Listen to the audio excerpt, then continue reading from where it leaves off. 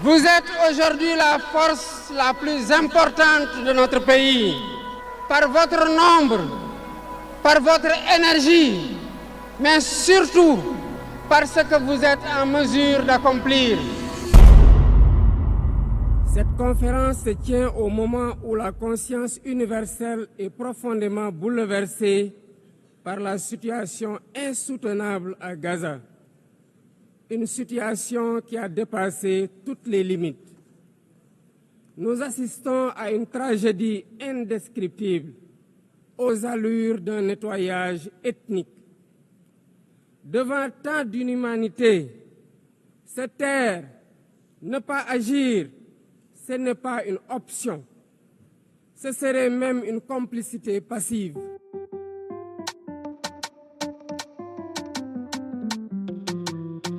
Sans surprise, en franchissant le portail de la prison ce jour-là, il voyait déjà qu'il était le visage de l'espérance. Mars 2024, la foule n'était pas seulement une liesse, c'était un raz-de-marée. Des visages jeunes, brûlants d'impatience. Lui, au milieu, marchant d'un pas mesuré, seul face à l'histoire qu'on lui demandait d'incarner. Candidat, libéré, porté par une génération qui n'attendait plus que cela, croire à nouveau. Layanum serir layanum ni basirore fujambar fay biram penda wagan sonko jomay ngayonam to njogoyne. Les jours suivants, c'est un tourbillon. Les meetings, les acclamations, la ferveur d'un peuple qui voit en lui la promesse d'une rupture. Il ne promet pas le paradis, il promet la rigueur. Il ne crie pas la revanche, il annonce l'audit, la gestion de la dette, la baisse du train de vie de l'État. Déjà, il prévient. L'impatience sociale ne pourra pas tout, mais la jeunesse, elle, est pressée. En m'élisant président de la République, le peuple sénégalais a fait le choix de la rupture que notre projet de société a suscité et donné corps à ses aspirations. Je m'engage à gouverner avec humilité, dans la transparence, à combattre la corruption à toutes les échelles. Je m'engage à me consacrer pleinement à la refondation de nos institutions et au renforcement des fondements de notre vivre ensemble. Puis vient le jour où le candidat n'est plus candidat, le jour où l'espoir devient fonction. Ce jour-là, au palais, la cérémonie est sobre. Il y a là les corps constitués, les chefs d'État invités, les caméras du monde entier. Mais ce qu'on retiendra, ce n'est ni le faste, ni les discours d'usage. C'est lui, debout face à la Constitution.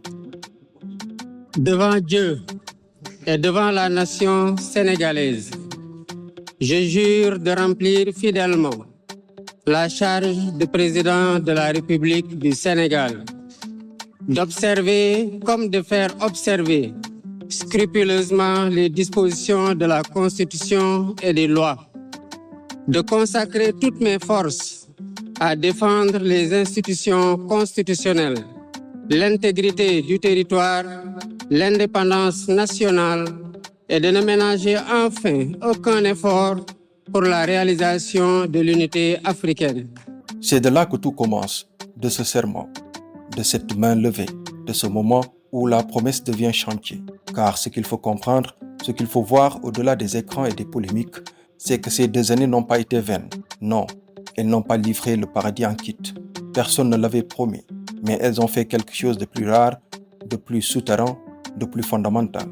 Elles ont posé les fondations économiques d'abord, l'audit de la dette, impensable avant lui, la déclaration de patrimoine, une première historique, la baisse du train de vie de l'État qui ne faisait que grossir depuis des décennies. Ce ne sont pas des mesures glamour, ce sont des gestes de chirurgien, coupés dans le vif pour que le corps tienne. Les fondations sociales ensuite, les assises de la justice, mai 2024.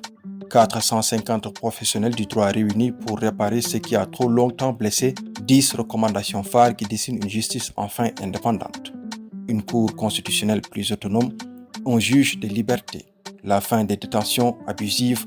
Le travail est là, sur la table, les textes sont prêts, reste à les faire vivre. Toujours sur la politique sociale, les bourses familiales, un système assigné. On est passé de 300 000 à 1 million de ménages.